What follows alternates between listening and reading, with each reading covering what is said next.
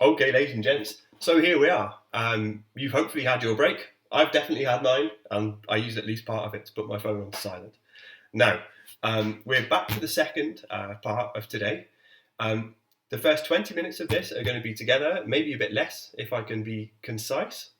Um, After that, you'll be seeing your teachers hopefully on the team chat, and your teachers will be ready to offer a bit of advice, give you a little bit of Q&A about possible investigations you might choose to run. Now, the first thing to do, I think, is to go back to the thematic map. And one of the reasons that this is such a good starting point is it shows us what factors might be really interesting to investigate. So let's say, let's take this area right here. Okay, we have an area of azaleas and rhododendrons, both of which are plants that are not native to Europe. Now, global issue, the introduction of non-native plant species.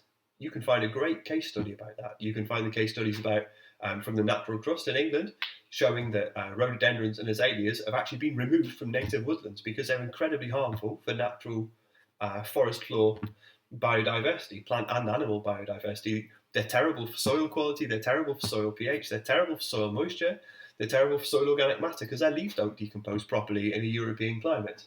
And happy Christmas, there's a plantation full of azaleas and rhododendrons in the Corvus Boss. So you can measure one aspect of their impact on ground level biodiversity, or on soil pH, or on soil moisture. Okay? Let's make our way around. We have some less managed deciduous forest. So this is just basically an area of oak forest, right? You can compare that soil to an area of managed or an area of more managed deciduous forest. You can compare it to an area of planted coniferous forest. You can compare it to, here we go, an area of meadowland here. You can do on one side of the canal, you can measure anything about the soil or the biodiversity compared between an area of grassland and an area of forest. Okay, you only need to have a reason for it. Now, your reason might be forest clearances in Europe. So, forest is cleared and turned into land for farming. Well, you've got a monoculture cornfield found over here. So why not think about considering one aspect of the cornfield, which is what intensive farming is turning land usage towards, and seeing its impact upon the normal level of that particular factor in either a mature oak forest or a less managed deciduous forest. You have a lone tree over here, so a tree that's been left standing. What impact might that have on surrounding levels of biodiversity? If you can get permission, you might go to the golf course. I very much doubt it this year, although people have in the past. We have some plain fields up here, so fields that are like mowed short on a regular basis. Let's have a look. What else do we have? Oh, we have our bodies of water, obviously. We have the canal in the Saira Einde. We have our large pond that's connected with a network of ditches. We have a small isolated pond, which is small and isolated, obviously. Now, let's zoom back out a little bit, because we also have, and maybe we need to go a little bit further up, and these two should, if you put them over each other, they more or less fit together. More or less, he says. I don't think they. Oh no, they maybe they do. I did my best to make it match anyway. Now we also have obviously paths running through, which will have an influence on what surrounds them. We have a path here which can take a limited number of motorised vehicles. We have bike paths, we have walking paths, we have places where your dog can or can't be on the leash. We have the impact of cars travelling past. Now, one thing that's really interesting to Google when you're looking at this is something called the edge effect. And I'll leave that up to you in case you feel like investigating it. And obviously, each of these roads is going to have different amounts of traffic, different levels of traffic. The Zuid Einde is probably a little bit quieter. The Schravenlandsweg is probably a little bit more busy. De Geert van Mestdagweg, or Mestdagweg, is probably the busiest. The Berensteinsweg, I would gamble, is probably the quietest. And the Leeuwenlaan is probably a little bit less busy than the Schravenlandsweg, but I wouldn't put money on it. I might do actually, but only a small amount. You'll notice, by the way, I've made a little note down here. It says it's a Natuurmonument area. You won't see some things here. In nowhere in this whole space is artificial fertilizer used. You will not find anywhere that artificial fertilizer is used.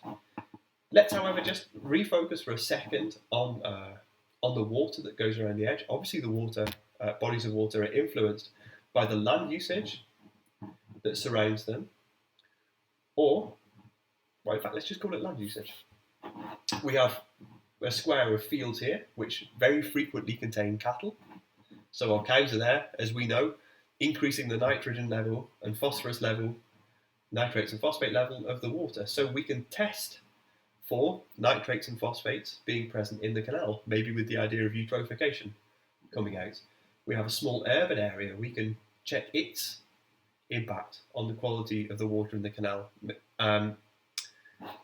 What else do we have? We have an area over here with houseboats. You'll see them if you zoom in on Google Maps. And then obviously we have our various different traffic intensities. We also have the industriële haven, so an industrial harbour, kind of over down here and a little bit out of shot. Now, let's see what we've had in past years. Well, students have picked something that's measurable, so maybe plant biodiversity, maybe some feature of the soil, organic matter, by stratification, moisture by dip sampling, soil stratification for the inorganic parts of soil, soil pH, soil nitrate levels. Soil nitrate levels, do you know what? We're going to leave that be. It's a bit complicated for this year because we don't have access to the lab. We've had water conditions, nitrates, phosphates, pH indicator species. I'm going to add in insect biodiversity because you guys saw how to do that in higher Moeikop. You can also look at animal populations or distribution. Now, this can be done in a number of different ways. You can even do it by spotting. So in the past, we've had students who have looked at the impact, for instance, of distance from a busy road on bird populations. And they've moved away from the road, they've measured the sound level of the road, and they have sat and counted birds in an hour in each spot, in 5 spots. Job done. What variables might we change? So we might look at distance from a road or a pond or a tree or farmland or a canal or an urban area. So we might look at the impact of a particular thing, a particular interruption, to use that word, on one of these dependent variables. We might look at different cover types. We might choose to compare. So a monoculture cornfield versus a native forest. We might look at a native oak forest versus a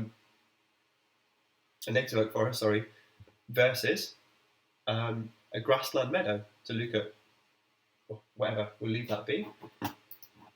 You guys can look at deciduous or coniferous forests. You can look at the impact of connectedness on water bodies.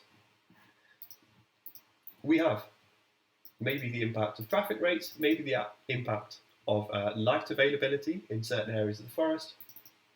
You guys can look at the impact of windiness, the impact of noise levels, and the impact of native or non-native plant species. And you can really just tie these things together to make research questions. So, you can say, what is the influence of a pond on the pH level of the surrounding soil? That's an IA. You can say, what is the impact of the noise from a road on bird sightings. You can say, what is the impact of a non-native plant species, namely the azalea, on soil organic matter, soil moisture, soil stratification, soil pH? You can say, what is the impact of, let's take a different cover type, but here I'm going to say the impact of animal farming from our fields with cows on the nitrate level of a neighbouring canal. We're going to get rid of phosphates because phosphates don't test so well. I could say, what are the impacts of traffic rates on the pH of a neighbouring watercourse? I can say, what is the difference in pH between a canal and a pond in the centre of a conserved area? All of these are fine IA titles, and you guys have a world of choice. We do like to submit a range of IA titles, and some IAs will be limited because of access to materials, but we need to see about that when we order them. So everyone's going to follow their heart and follow their dream in order to do their best to find an IA that they find kind of useful.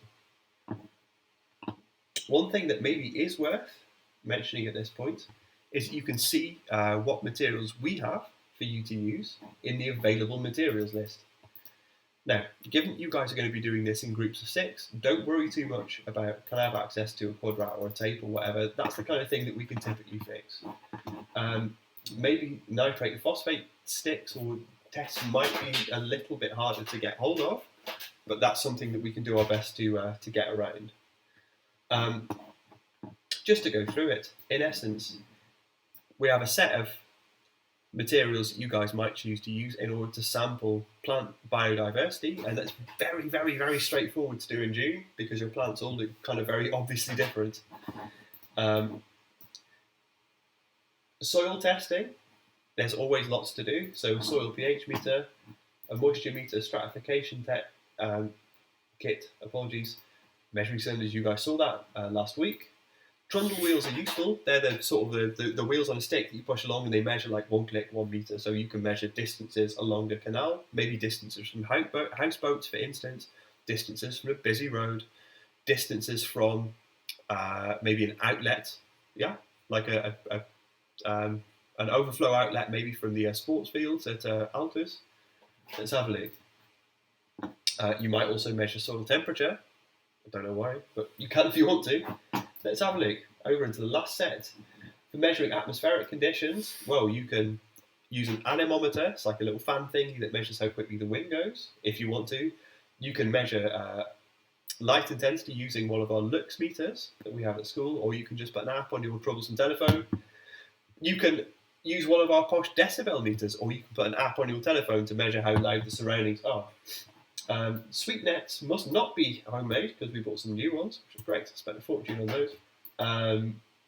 Those are the like the nets that you swish through the water, like we used at High and Buikop in order to capture aquatic insects.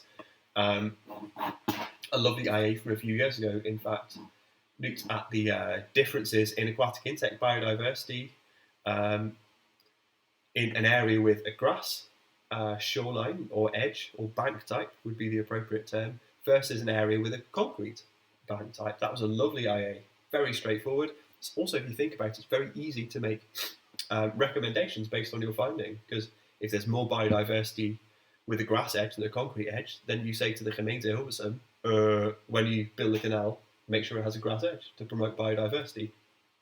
All good. And nitrates and phosphate sticks can just be dipped into water. I'm going to add one extra thing actually. JBL Pro Scan water quality test strips, and these are pretty good. These measure like dissolved oxygen, chlorate levels or chlorine levels, I can never quite remember, nitrate levels, nitrite levels. If you want a general impression of what the quality of the water is from a chemical point of view, then the JBL Pro Scan tests are nice. So, today, what are we going to do? For the remainder of class, I want you guys to get yourselves to a point where you have thought about what your independent variable is going to be, and what your dependent variable is going to be, and maybe if you're fantastic, you can write those into a research question and have that research question checked by your teacher. For my class, I'm going to want everybody to have settled on an independent and dependent variable that they can imagine coming together into a research question, and that they expect to be linked. So not just, like closing your eyes and just like blindly picking one and saying, oh, I'm going to do the impact of noise levels on soil moisture. That's not going to get you nowhere, right? That's going to mean that you fail your internal assessment. So you're obviously going to look for two variables that you expect to be linked and where you expect to find a case study that goes through that linkage. Now, 5 minutes early, people. How about that? I'm going to stop banging on. Take good care. Good luck in the second half of today. My class, I look forward to seeing you. Miss Keema and Miss Spenton, I'm sure, are looking forward to seeing their respective classes too. We all have equally low standards. And we will see you in a bit. Farewell.